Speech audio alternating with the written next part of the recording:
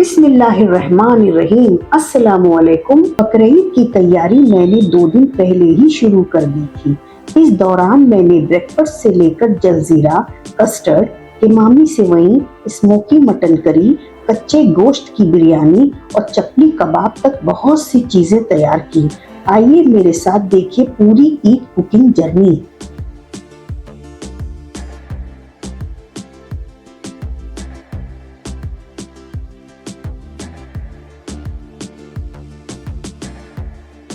सुबह नाश्ते के लिए मैंने एक क्विक और टेस्टी बॉइल्ड एग सैंडविच तैयार किया और साथ में गर्मा गर्म चाय भी बना ली। बिजी कुकिंग डे की शुरुआत के लिए ये ब्रेकफास्ट बिल्कुल परफेक्ट था। बॉइल्ड एग सैंडविच की डिटेल्ड रेसिपी मेरे चैनल पर पहले से अवेलेबल है, उसका लिंक मैं डिस्क्रिप्शन में दे दूंगी, आप जरूर चेक कीजिए। नाश्ते के बाद मैंने फ्रूट कस्टर्ड की तैयारी शुरू कर दी। इसके लिए मैंने पहले से उबला हुआ 1.5 लीटर दूध ले लिया। अब इसमें मैंने चीनी शामिल की। चीनी आप अपने टेस्ट के मुताबिक कम या ज्यादा कर सकते हैं, क्योंकि बाद में इसमें फ्रूट्स भी ऐड होने हैं, इसलिए मैंने चीनी थोड़ी कम रखी है। चीनी को अच्छी तरह मिक्स करने के बाद मैंने दूध को और क्रीमी और मजेदार बनाने के लिए मिल्क पाउडर शामिल किया। अगर आपका दूध पहले से काफी गाढ़ा हो तो मिल्क पाउडर स्किप कर सकते हैं। अब मैंने दूध को दोबारा गर्म किया और एक अलग बाउल में वेनिला कस्टर्ड पाउडर को ठंडे दूध के साथ अच्छी तरह घोल लिया। इस मिक्सचर को थोड़ा थोड़ा करके दूध में डालते हुए लगातार मिक्स किया ताकि कोई लम्स ना बने और कस्टर्ड पाउडर बिल्कुल स्मूथ तैयार हो। सारा कस्टर्ड मिक्सचर डालने के बाद मैंने इसे कुछ मिनट तक पकाया ताकि कस्टर्ड पाउडर का कच्चापन खत्म हो जाए और कस्टर्ड अच्छी कंसिस्टेंसी तक पहुंच जाए। जब कस्टर्ड अच्छा गाढ़ा हो गया तो मैंने इसमें वेनिला एसेंस शामिल किया, जिससे इसका फ्लेवर और भी बेहतर हो गया। थोड़ी देर और पकने के बाद गैस बंद कर दी और कस्टर्ड को पूरी तरह ठंडा होने के लिए रख दिया। कस्टर्ड ठंडा होने के बाद मैंने इसे एयर टाइट कंटेनर में ट्रांसफर कर दिया। इस तरह पहले से कस्टर्ड तैयार करके फ्रिज में रखने से जब भी फ्रूट कस्टर्ड या कोई डेजर्ट बनाना हो, काम काफी आसान हो जाता है। कस्टर्ड तैयार करने के बाद मैंने कुछ फ्रूट्स भी पहले से प्रिपेयर करके स्टोर करने का प्लान बनाया। बिजी डेज में इस तरह की फ्रूट प्रेप काफी काम आती है, खासकर जब जल्दी से फ्रूट कस्टर्ड, फ्रूट चाट या स्मूदी बनाना हो। सबसे पहले मैंने सारे फ्रूट्स को अच्छी तरह धोकर साफ कर लिया। इसके बाद चीकू, कीवी, बनाना और एप्पल को अपनी जरूरत के मुताबिक छोटे टुकड़ों में काट लिया। एप्पल के बीज वाला हिस्सा और बीज हटा दिए ताकि फ्रूट्स बिल्कुल रेडी टू यूज हो जाए। मैंने फ्रूट्स को मिक्स करके स्टोर करने के बजाय अलग अलग पैकेट्स में रखना पसंद किया। इस तरह जब किसी फ्रूट्स की जरूरत हो तो पूरा पैकेट्स खोलने की जरूरत नहीं पड़ती और जितना चाहिए उतना ही फ्रूट यूज किया जा सकता है। स्टोरेज के लिए मैंने जिप लॉक बैग्स का इस्तेमाल किया और हर फ्रूट्स के अलग पैकेट्स बना लिए। आप चाहे तो एयरटाइट कंटेनर्स भी यूज कर सकते हैं। इस तरह फ्रूट्स को पहले से प्रिपेयर करके रखने से बाद में काफी वक्त बच जाता है। ऑरेंज को स्टोर करने के लिए मैंने उसे छीलकर साफ किया और बीज निकाल दिए, फिर उसे छोटे पीसेस में डिवाइड करके अलग पैकेट में रख दिया। इस तरह ऑरेंज बाद में यूज करना भी आसान हो जाता है। आखिर में मैंने सारे पैकेट्स फ्रीजर में रख दिए। जब भी फ्रूट कस्टर्ड, फ्रूट चाट या किसी डेजर्ट के लिए फ्रूट की जरूरत होगी, मैं अपनी रिक्वायरमेंट के मुताबिक पैकेट निकाल कर यूज कर लूंगी। इस तरह की सिंपल फ्रूट प्रेप ईद और बिजी कुकिंग डेज में काफी मददगार रहती है। गर्मी का मौसम था, इसलिए मैंने साथ में एक रिफ्रेशिंग जलजीरा भी तैयार कर लिया। खाने के साथ ये ड्रिंक बहुत अच्छा लगता है और ईद के दिन मेहमानों को सर्व करने के लिए भी परफेक्ट रहता है। सबसे पहले मिक्सर जार में पुदीना और हरा धनिया डाल दीजिए। अब इसमें भुना हुआ जीरा, काली मिर्च, चीनी, अदरक, काला नमक, हींग, थोड़ा सा सादा नमक शामिल कर दीजिए। थोड़ा सा पानी डालकर सब चीजों को बिल्कुल स्मूथ पेस्ट की शक्ल में पीस लीजिए। मसाला तैयार हो जाए तो इसे एक बड़े जग में निकाल लीजिए। अब ताजे नींबुओं का रस निकालकर जग में डाल दीजिए अब इसमें ठंडा पानी डालकर अच्छी तरह मिक्स कर लीजिए। ये मसाला लगभग 1 लीटर जल जीरा के लिए परफेक्ट है और सब कुछ अच्छी तरह मिला लीजिए। बस हमारा रिफ्रेशिंग जल जीरा तैयार है। सर्व करने के लिए ग्लास में ठंडा जल जीरा डालिए और ऊपर से 2 से 3 चम्मच बूंदी डाल दीजिए। कुछ मिनट बाद बूंदी हल्का सा फूल जाएगी और इसका स्वाद और भी मजेदार हो जाएगा। यकीन मानिए गर्मियों के दिनों में ये ठंडा, खट्टा और मसालेदार जल जीरा हर किसी को पसंद आएगा। अगर आप भी इस रेसिपी को ट्राई करें तो कमेंट्स में अपना फीडबैक जरूर शेयर कीजिए। ईद की मिठाई के बिना तैयारी अधूरी लगती है, इसलिए मैंने किमामी सेवई भी बना ली। ये हमारे घर की पसंदीदा ईद डेजर्ट्स में से एक है। सबसे पहले हमें चाहिए आधा कप घी। इसमें से 1 बड़ा चम्मच घी पैन में डालकर मीडियम फ्लेम पर गरम कर लेंगे। अब इसमें 1 कप मखाने डालकर हल्का गोल्डन होने तक फ्राई करेंगे। जब मखाने क्रिस्पी और हल्के गोल्डन हो जाएं, तो इन्हें निकालकर साइड में रख देंगे। और फिर से एक पैन में 1 बड़ा चम्मच घी डालेंगे। इसमें डालेंगे 1/4 कप चॉप्ड बादाम, 1/4 कप चॉप्ड काजू और 1/4 कप किशमिश। इन सबको हल्का फ्राई कर लेंगे और फिर साइड में निकाल देंगे। अब पैन में डालेंगे 2 कप भुनी हुई सेवइयां और साथ में 1 बड़ा चम्मच घी। सेवई को घी के साथ अच्छी तरह भुनेंगे जब तक इसका कलर और भी खूबसूरत गोल्डन ना हो जाए। फिर फ्लेम बंद कर देंगे। अब जिस बर्तन में हमें किमामी सेवई बनानी है उसमें 2 बड़े चम्मच घी डालेंगे। साथ ही 3 से 4 हरी इलायची और 3 से 4 लौंग डालकर हल्का सा चटकने देंगे। अब इसमें 2 कप पानी और 2 कप चीनी डालकर मीडियम फ्लेम पर पकाएंगे। चीनी को तब तक पकाना है जब तक एक तार की चाशनी रेडी ना हो जाए। जैसे ही चाशनी रेडी हो जाए, इसमें फ्राई किए हुए मखाने और ड्राई फ्रूट्स डाल देंगे। इन्हें हाई फ्लेम पर 2 मिनट तक पका लेंगे ताकि सारे फ्लेवर्स अच्छे से मिक्स हो जाएं। अब फ्लेम मीडियम करके भुनी हुई सेवइयां डाल देंगे और चाशनी के साथ अच्छी तरह मिक्स कर लेंगे। इसके बाद फ्लेम बिल्कुल लो कर देंगे और सेवई को 6 से 7 मिनट तक पकने देंगे। तब तक खोया रेडी कर लेते हैं। पैन में बचा हुआ सारा घी डालकर 1 कप ग्रेटेड खोया ऐड करेंगे। खोया फ्रीजर में रखा हुआ था, इसलिए मैंने इसे ग्रेट कर लिया है। थोड़ा सा खोया गार्निश के लिए भी बचा लेंगे। अब खोए को मीडियम फ्लेम पर भूनते जाएंगे। धीरे धीरे खोया मेल्ट होकर क्रीमी और फोमी हो जाएगा। जब इस पर हल्का गोल्डन कलर आने लगे तब फ्लेम बंद कर देंगे। अब सेवई का ढक्कन हटाकर देखिए, थोड़ी सी चाशनी अभी भी इसमें मौजूद होगी। इसी वक्त भुना हुआ खोया इसमें डाल देंगे और मीडियम फ्लेम पर अच्छी तरह मिक्स कर लेंगे। बस अब फ्लेम बंद कर देनी है और सेवई को ढककर 10 मिनट के लिए रेस्ट करने देना है। 10 मिनट बाद रेडी होगी बहुत ही रिच, ज्यूसी और खुशबूदार किमामी सेवई। आप इसे ऐसे ही सर्व कर सकते हैं या फिर गर्मा गर्म दूध डालकर शीर कोरमा स्टाइल में भी एंजॉय कर सकते हैं। यकीन मानिए एक बार बनाएंगे तो बार बार बनाने का दिल करेगा। अगर आपको मेरी ये रिच और खुशबूदार किमामी सेवई की रेसिपी पसंद आए तो वीडियो को लाइक जरूर करिएगा और चैनल को सब्सक्राइब कर लीजिए। इसके बाद मैंने restaurant style smoky mutton curry तैयार की।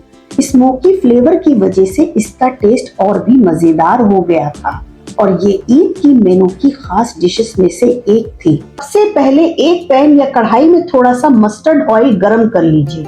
ऑयल गरम हो जाए तो इसमें 2 मीडियम साइज चॉप्ड प्याज डाल दीजिए और हल्की फ्लेम पर इन्हें सॉफ्ट और हल्का गोल्डन होने तक पका लीजिए। प्याज को ज्यादा डार्क ब्राउन नहीं करना। जैसे ही प्याज हल्का गोल्डन हो जाए, इसमें बारीक चॉप्ड हरी मिर्च डाल दीजिए। मैंने वीकली मील प्रेप की वीडियो में हरी मिर्च के क्यूब्स बनाकर स्टोर किए थे। उसकी रेसिपी मैंने अपने चैनल पर अपलोड की हुई है। लिंक आपको डिस्क्रिप्शन में मिल जाएगा, जाकर जरूर चेक करिएगा। आप चाहें तो उसका 1 क्यूब भी इसमें यूज कर सकते हैं। अब इसमें 2 मीडियम साइज टमाटर डालकर सब चीजों को अच्छी तरह मिक्स कर लीजिए और हल्की फ्लेम पर सॉफ्ट होने तक पका लीजिए। अब मसाले ऐड करेंगे। 1/2 टीस्पून नमक, 1/4 टीस्पून हल्दी, 1 टीस्पून कश्मीरी लाल मिर्च और 1 टेबलस्पून काजू डाल दीजिए। सब चीजों को अच्छी तरह भून लीजिए ताकि मसालों का कच्चापन खत्म हो जाए। जरूरत लगे तो हल्का सा पानी का छींटा भी लगा सकते हैं। मसाले अच्छी तरह पक जाएं तो अब इसमें खड़े मसाले डालेंगे। 1/2 टीस्पून जीरा, 1/2 टीस्पून साबुत धनिया, 4 से 5 काली मिर्च, 4 से 5 लौंग, 1 काली इलायची, 2 से 3 दालचीनी के टुकड़े, हाफ टी स्पून सौंफ और 3 से 4 सूखी लाल मिर्च डाल दीजिए। इन सभी मसालों को प्याज और टमाटर के साथ 1 से 2 मिनट तक अच्छी तरह भून लीजिए। आप देखेंगे कि कितनी जबरदस्त खुशबू आना शुरू हो जाएगी। अब फ्लेम बंद कर दीजिए और मिक्सचर को थोड़ा ठंडा होने दीजिए। ठंडा होने के बाद इसे मिक्सर जार में डालकर स्मूथ पेस्ट बना लीजिए। अगर जरूरत लगे तो 1 से 2 टेबल स्पून पानी भी ऐड कर सकते हैं। अब लेते हैं 500 ग्राम मटन। मटन को अच्छी तरह वॉश करके छन्नी में जरूर रखिए ताकि एक्स्ट्रा पानी निकल जाए। जब मटन ड्राई हो जाए तो तैयार किया हुआ सारा मसाला इसमें डाल दीजिए। अब इसमें 1 कप फेंटा हुआ दही डालिए।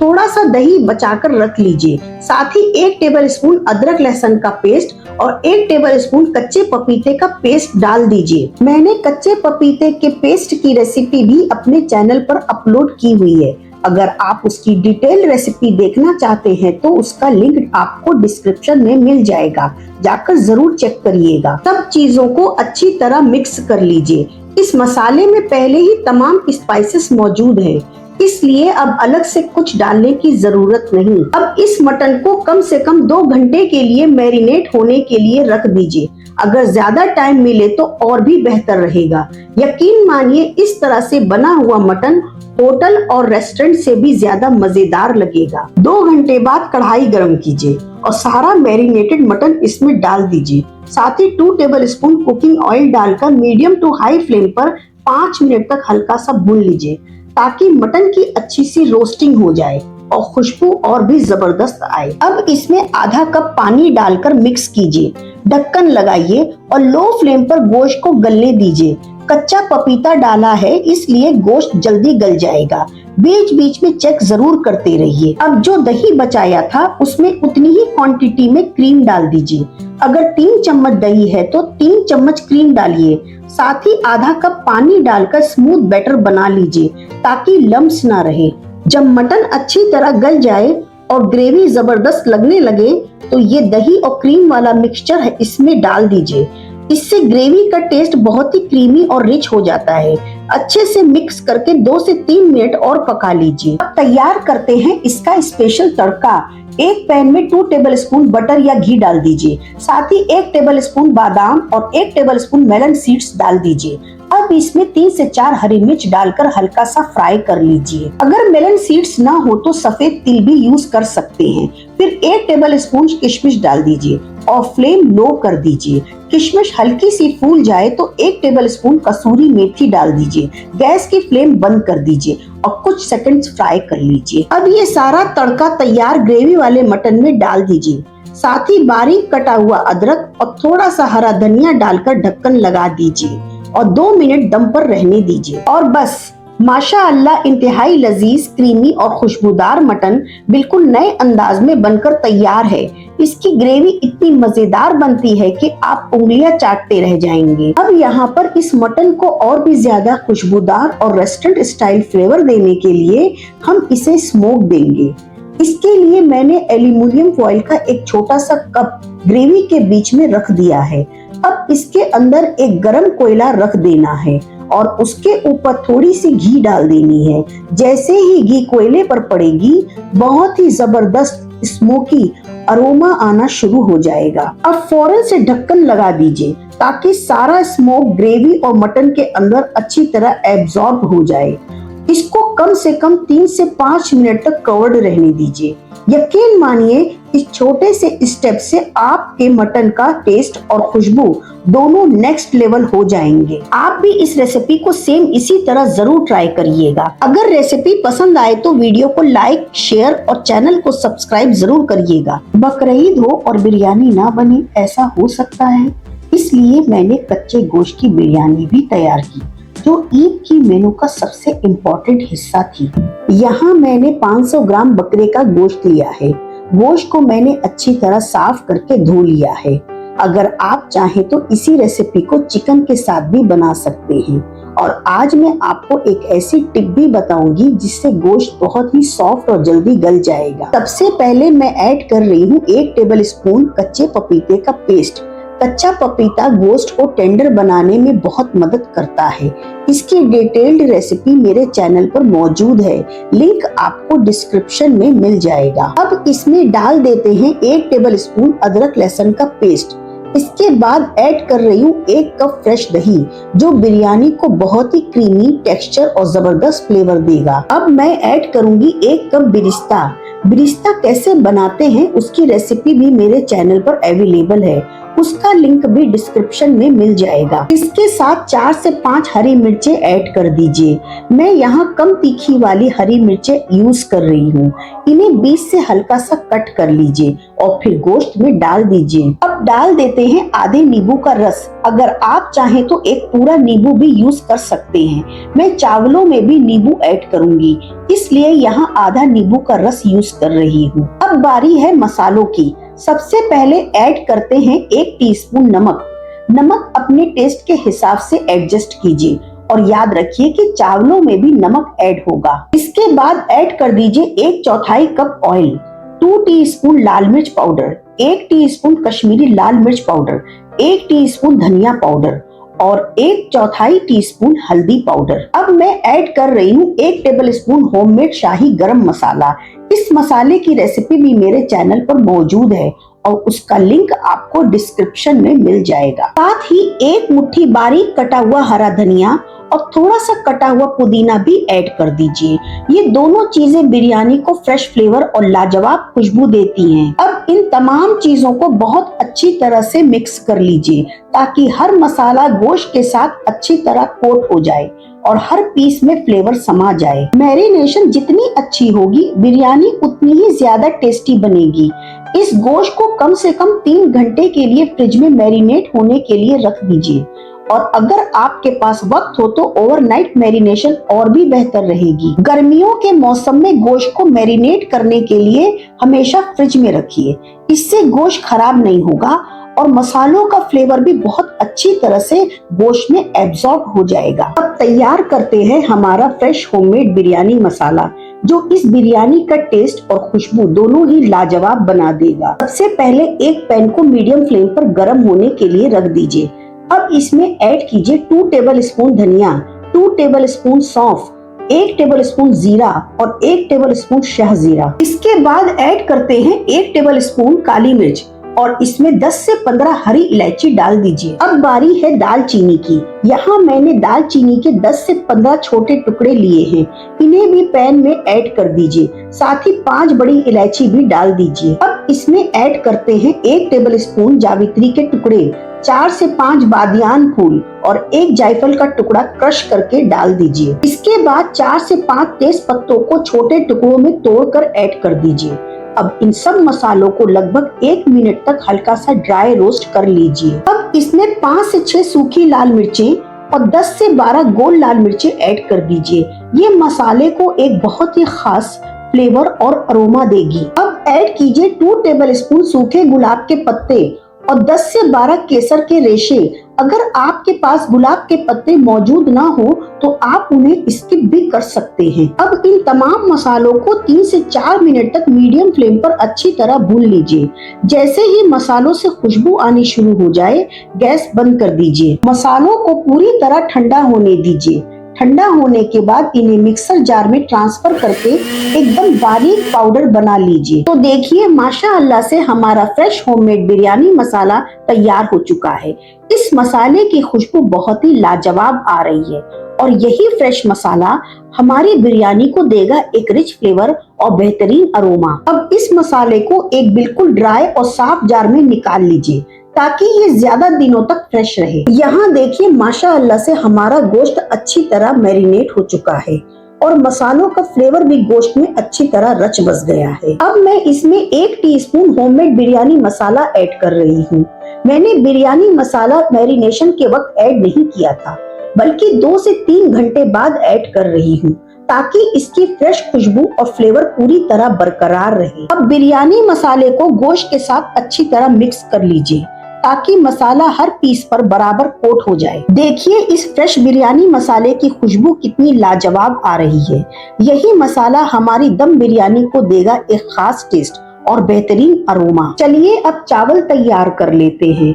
यहाँ मैंने 500 ग्राम गोश्त लिया था, इसलिए 500 ग्राम बासमती चावल यूज कर रही हूँ। सबसे पहले लगभग 1 लीटर पानी को गर्म होने के लिए रख दीजिए। जैसे ही पानी में अच्छा उबाल आ जाए, इसमें साबुत गरम मसाले ऐड कर दीजिए। यहाँ मैं ऐड कर रही हूँ 2 तेज पत्ते, हाफ टी स्पून जीरा, हाफ टी स्पून शाह जीरा, 2 दालचीनी के टुकड़े, 3 लौंग, 5 से 6 काली मिर्च, 2 जावित्री के टुकड़े, 1 बादियान फूल, 2 बड़ी इलायची और 2 हरी इलायची। इन सभी गरम मसालों को ऐड कर देंगे। अब इसमें 1 मुट्ठी हरा धनिया, 1 मुट्ठी पुदीना, 2 से 3 हरी मिर्च जो बीच में कटिंग की हुई है और 1 नींबू को गोल गोल कटिंग करके डाल देंगे।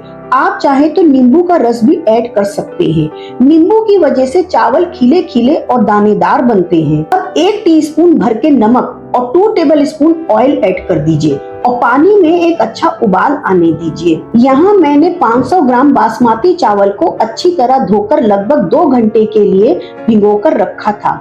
अब इसका सारा पानी निकालकर चावल को उबलते हुए पानी में ऐड कर दीजिए। हल्का सा ऑयल और ऐड करके चावलों को आराम से मिक्स कर लीजिए।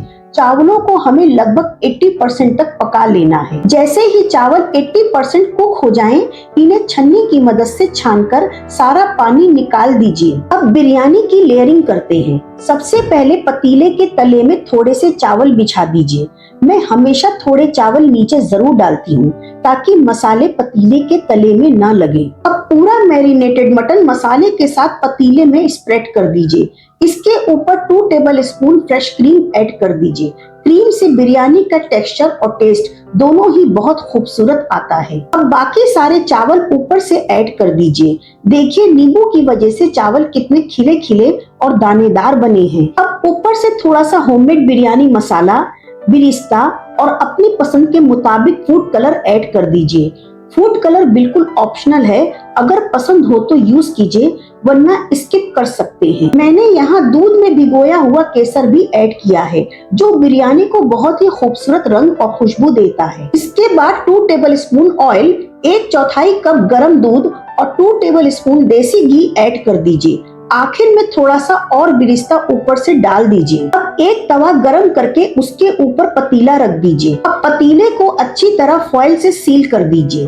ऊपर से ढक्कन लगा दीजिए। ढक्कन के ऊपर कोई भारी चीज रख दीजिए ताकि दम अच्छी तरह बंद रहे। पहले 10 मिनट हाई फ्लेम पर और फिर 40 मिनट मीडियम फ्लेम पर दम दीजिए। माशाअल्लाह, जैसे ही बिरयानी की खुशबू आनी शुरू हो और भाप नजर आए, समझ जाइए कि बिरयानी तैयार है और गोश्त भी अच्छी तरह गल चुका है। अब मैं बिरयानी को एक स्मोकी फ्लेवर देने के लिए गरम कोयला ऐड कर रही हूँ। कोयले पर थोड़ा सा ऑयल डालकर पतीले को 5 मिनट के लिए कवर कर दीजिए। इससे बिरयानी में बहुत ही जबरदस्त धुएं का फ्लेवर आ जाता है। तो देखिए माशाअल्लाह, हमारे कच्चे गोश्त की दम बिरयानी तैयार है। चावल एकदम खिले खिले बने हैं, गोश्त लाजवाब तरीके से गला हुआ है और खुशबू वाकई दिल खुश कर देने वाली है। इस बिरयानी को ठंडे रायता के साथ, प्याज और नींबू के साथ सर्व कीजिए।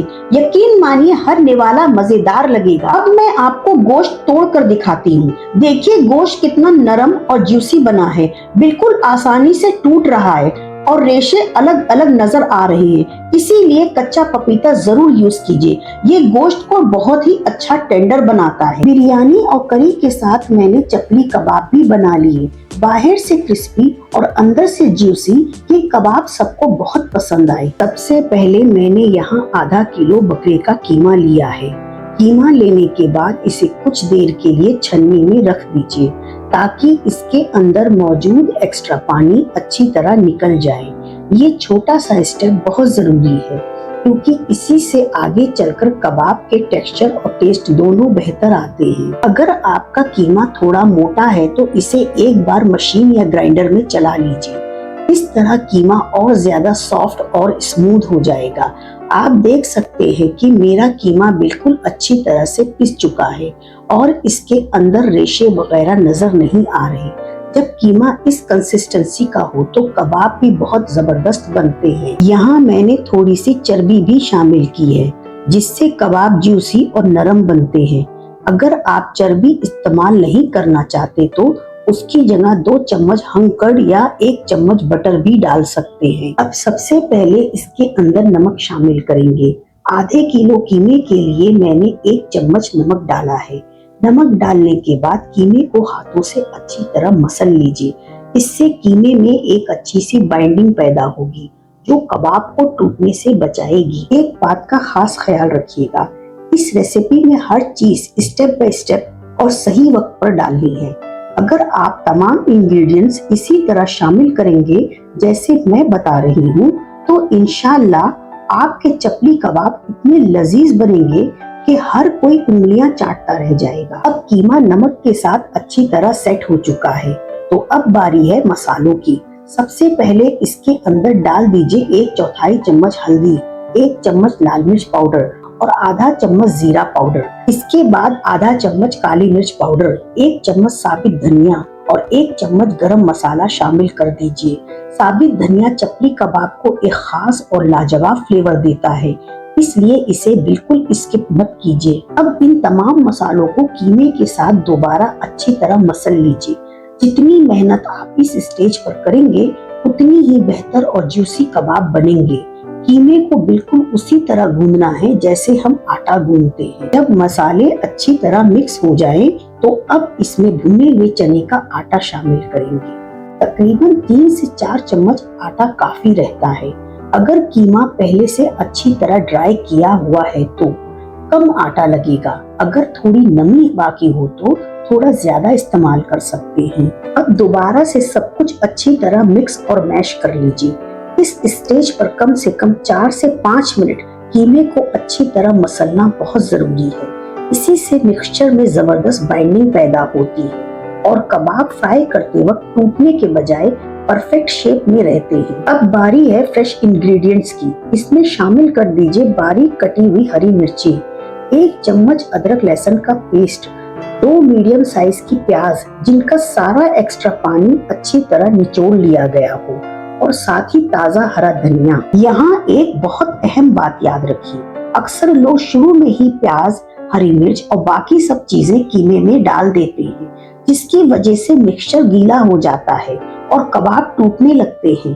परफेक्ट चपली कबाब का राज यही है कि हर चीज को सही स्टेज पर शामिल किया जाए। अब इन तमाम चीजों को सिर्फ अच्छी तरह मिक्स कर लीजिए, ज्यादा मसलने की जरूरत नहीं है। जब सब कुछ मिक्स हो जाए तो मिक्सचर को रूम टेम्परेचर पर 10 मिनट के लिए रेस्ट करने दीजिए। फ्रीजर या फ्रिज में रखने की बिल्कुल जरूरत नहीं है। इतनी देर में मसाले और फ्लेवर्स अच्छी तरह कीमे में एब्जॉर्ब हो जाएंगे और आपके चपली कबाब का टेस्ट और टेक्सचर दोनों कमाल के हो जाएंगे। जब तक कबाब का मिक्सचर रेस्ट कर रहा है तब तक साथ में एक जबरदस्त हरी चटनी भी तैयार कर लेते हैं जो चपली कबाब के टेस्ट को और भी खास बना देगी। सबसे पहले एक बाउल में कुछ पुदीने के पत्ते, थोड़ा सा हरा धनिया, 3 से 4 हरी मिर्चें, अदरक का एक छोटा टुकड़ा और लहसुन का एक फ्रोजन क्यूब्स शामिल कर लीजिए। साथ ही 1 चम्मच साबित धनिया, 1 चम्मच जीरा और आधा चम्मच नमक डाल दीजिए। अब इन तमाम चीजों को अच्छी तरह ब्लेंड कर लीजिए ताकि एक स्मूथ और खुशबूदार हरा मसाला तैयार हो जाए। अब एक बाउल में तकरीबन 1 कप दही लीजिए और इसके अंदर 2 चम्मच क्रीम शामिल कर दीजिए। क्रीम चटनी को एक रिच और क्रीमी टेक्सचर देती है। फिर इसमें तैयार किया हुआ हरा मसाला शामिल कर दीजिए। अब सब कुछ दोबारा मिक्स कर लीजिए। देखते ही देखते एक लजीज, क्रीमी और फ्लेवर से भरपूर चटनी तैयार हो जाएगी जो चपली कबाब के साथ कमाल का कॉम्बिनेशन बनाती है। चटनी को कुछ देर के लिए फ्रिज में रख दीजिए ताकि ये अच्छी तरह ठंडी हो जाए। अब वापस चलते हैं कबाब के मिक्सचर की तरफ। कीमे को हमने रूम टेम्परेचर पर तकरीबन 10 मिनट के लिए रेस्ट करने दिया था। आप देख सकते हैं कि अब मिक्सचर कितना अच्छा सेट हो चुका है। इस स्टेज पर कीमे में जबरदस्त बाइंडिंग नजर आती है। जब मिक्सचर इस तरह तैयार हो जाए तो कबाब टूटने के चांसेस बहुत कम हो जाते हैं। अब कबाब बनाने से पहले 2 मीडियम साइज टमाटर लीजिए। टमाटर को बारीक चॉप कर लीजिए और उसका एक्स्ट्रा पानी अच्छी तरह निकाल दीजिए। ये स्टेप भी बहुत जरूरी है क्योंकि ज्यादा पानी मिक्सचर को गीला कर सकता है। अब चॉप टमाटर को कीमे में शामिल करके सिर्फ हल्का सा मिक्स कर लीजिए। टमाटर को ज्यादा देर पहले नहीं डालना, बल्कि कबाब शेप देने से थोड़ी देर पहले ही शामिल करना है। इसी से चपली कबाब का असली टेक्सचर और टेस्ट निकल कर आता है। अब कबाब शेप देने का वक्त आ गया है। सबसे पहले अपने हाथों पर हल्का सा ऑयल लगा लीजिए। इस छोटी सी टिप से मिक्सचर हाथों पर चिपकेगा भी नहीं और कबाब की शेप भी बहुत आसानी से बन जाएगी। अब मिक्सचर का एक अच्छा सा बड़ा पोर्शन लीजिए और पहले इसे स्मूथ बॉल की तरह रोल कर लीजिए। कोशिश कीजिए कि इसमें क्रैक्स ना रहे। जब पेड़ा तैयार हो जाए तो हथेली की मदद से इसे धीरे धीरे दबाकर चपली कबाब की शेप दे दीजिए। यहाँ एक बात का खास ख्याल रखिएगा, चपली कबाब को ज्यादा मोटा नहीं रखना, इसे थोड़ा बड़ा और पतला बनाइए। कीमा पकते वक्त थोड़ा श्रिंक होता है, इसलिए शुरू में कबाब का साइज थोड़ा बड़ा रखना ही बेहतर रहता है। अब एक पैन में थोड़ा सा ऑयल गरम कर लीजिए। मैं यहाँ मस्टर्ड ऑयल इस्तेमाल कर रही हूँ, जो फ्लेवर को और भी बेहतर बना देता है। कबाब को पैन में रखकर फ्लेम बिल्कुल लो रखिए और आराम से पकने दीजिए। जल्दी जल्दी पलटने की बिल्कुल जरूरत नहीं है। एक साइड को अच्छी तरह पकने दीजिए ताकि खूबसूरत गोल्डन ब्राउन कलर आ जाए। जब नीचे की साइड अच्छी तरह कुक हो जाए तो फिर आराम से कबाब को पलट दीजिए। आप देख सकते हैं कि पकते पकते कबाब का साइज थोड़ा कम हो गया है, इसीलिए हमने शुरू में इन्हें थोड़ा बड़ा रखा था। अब दूसरी साइड को भी इसी तरह लो फ्लेम पर पका लीजिए जब तक दोनों तरफ से प्यारा सा गोल्डन ब्राउन कलर ना आ जाए। जब कबाब दोनों तरफ से परफेक्टली कुक हो जाएं तो इन्हें प्लेट में निकाल लीजिए। माशाअल्लाह, बाहर से खूबसूरत गोल्डन, अंदर से जूसी और फ्लेवर से भरपूर चपली कबाब तैयार है। अगर आप भी ये छोटी छोटी टिप्स फॉलो करेंगे तो इंशाल्लाह आपके कबाब ना टूटेंगे ना सूखेंगे और टेस्ट में किसी भी रेस्टोरेंट से कम नहीं लगेंगे। और इसके साथ जो क्रीमी हरी चटनी हमने बनाई है उसे जरूर सर्व कीजिए, क्योंकि इसका कॉम्बिनेशन वाकई कमाल का लगता है। आप भी इस रेसिपी को जरूर ट्राई कीजिए और कमेंट्स में बताइए कि आपको ये चपली कबाब कैसी लगी। अल्हम्दुलिल्लाह, इस तरह मेरी बकरीद की पूरी कुकिंग प्रिपरेशन कंप्लीट हो गई। उम्मीद करती हूँ आपको मेरी ये ईद कुकिंग जर्नी पसंद आई होगी। अगर वीडियो अच्छी लगी हो तो लाइक, शेयर और कमेंट जरूर कीजिए और सीजन स्पाइसोलॉजी को सब्सक्राइब करना बिल्कुल ना भूलिए। अपनी दुआओं में याद रखिए। अल्लाह हाफिज।